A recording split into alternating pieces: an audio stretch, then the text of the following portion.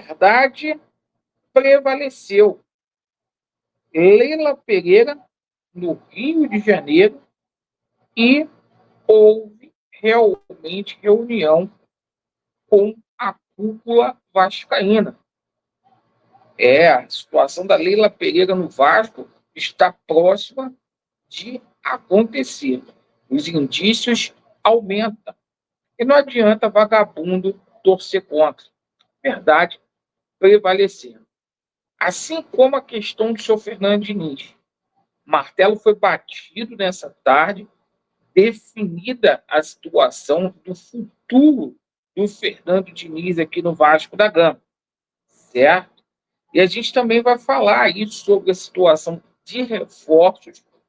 Hoje, houve 4 movimentações, 4 nomes que foram postos aqui no Vasco. O Vasco está interessado.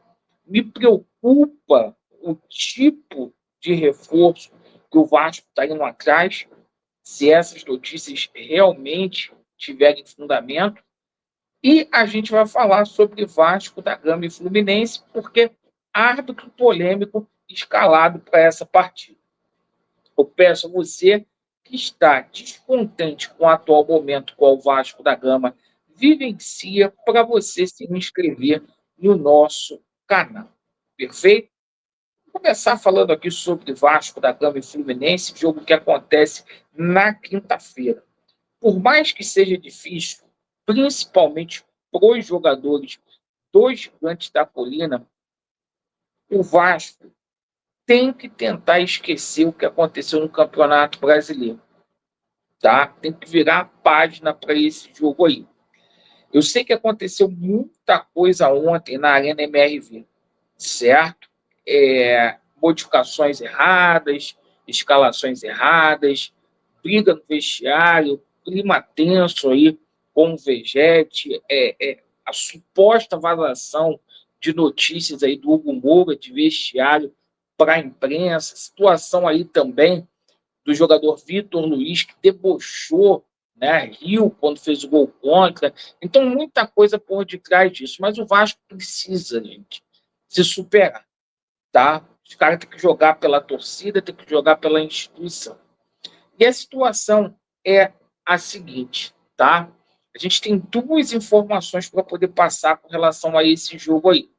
Primeiro, árbitro da partida confirmadíssimo, tá? O árbitro de São Paulo, o Rafael Claus, muito polêmico, o Rafael Claus. O Rafael Claus aí, né? Para você que não está lembrado, é esse árbitro, certo?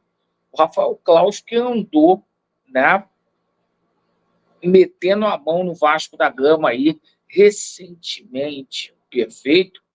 Bom, vamos torcer para que o Klaus faça uma boa arbitragem aí nesse primeiro jogo aí da semifinal.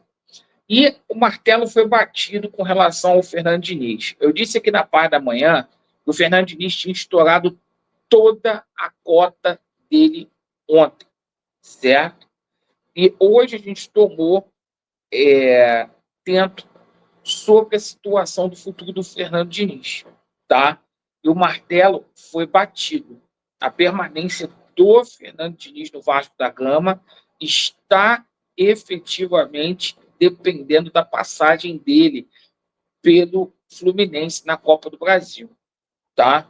Só o campeonato da Copa do Brasil salva o Fernando Diniz, tá? Então tá aqui, Fernando Diniz não deve ficar se o Vasco perder a Copa do Brasil. Hoje, a informação que circulava no departamento de futebol dos Gigantes da Colina era justamente isso aí. Perfeito? Bom, começaram as movimentações inerentes aí a mercado. E só para complementar a situação aqui do Fernando Diniz, já era para ter vazado, tá?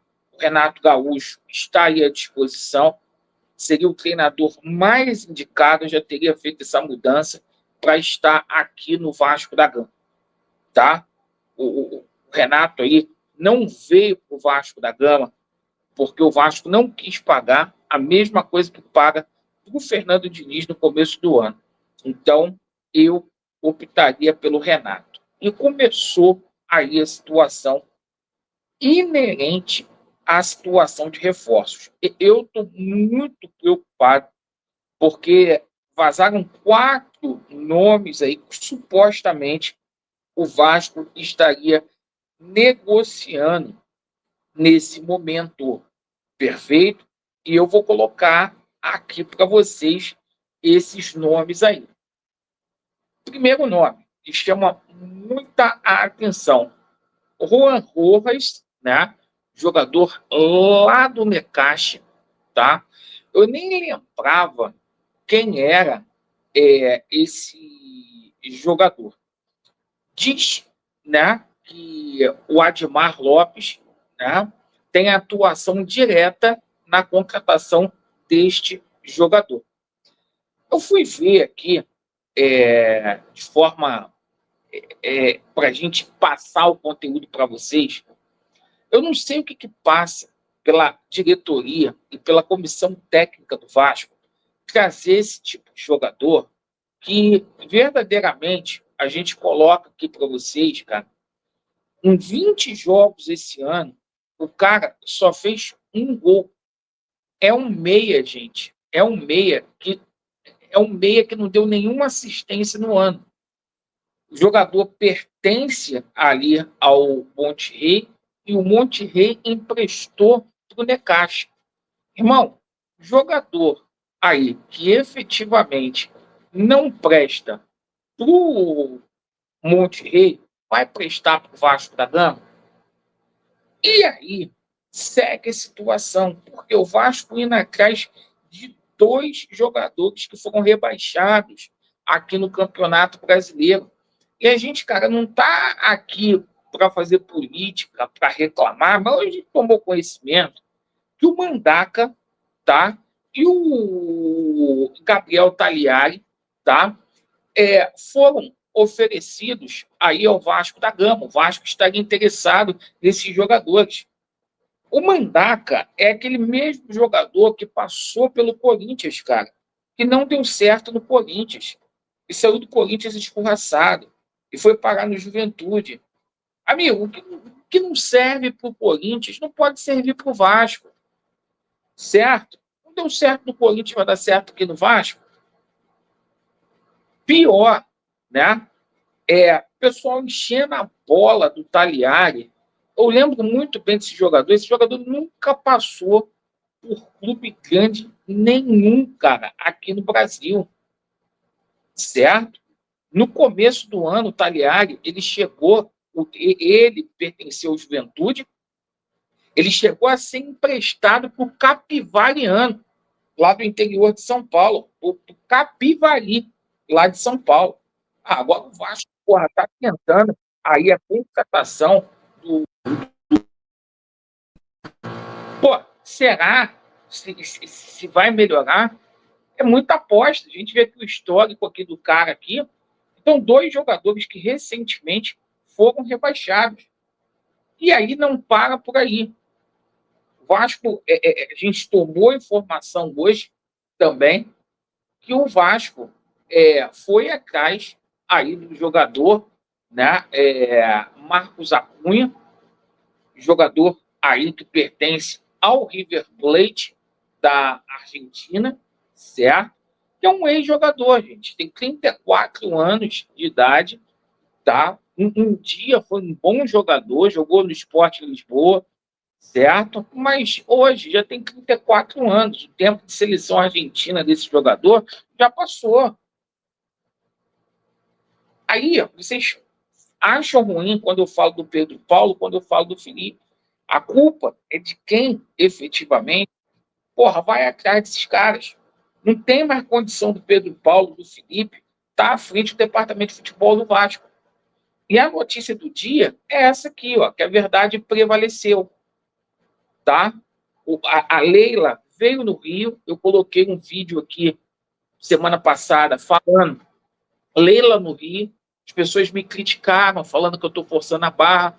É que vagabundo aí está com saudade da mamata, de empregar filho, o vagabundo está com saudade aí, né, de ganhar as coisas de graça do Vasco, de empregar parente, né? A Leila, ela simplesmente se reuniu com o núcleo político do Vasco, entendeu? Com toda a cúpula do Vasco da Gama, para discutir a viabilização de investimento. Eu falei aqui para vocês o seguinte, ontem, que não está descartado um aporte da Leila para o começo do ano, tá? Não está descartado. A Leila Pereira, ela hoje almoçou lá no Barra Grill, perfeito, está aqui do Rio de Janeiro, e houve a reunião. Se vai fechar a situação ou não, a gente vai aguardar, mas que as partes estão conversando aí, está aqui a foto da Leila com o nosso irmão, com o Givanildo, né? Lá do Barra Grill.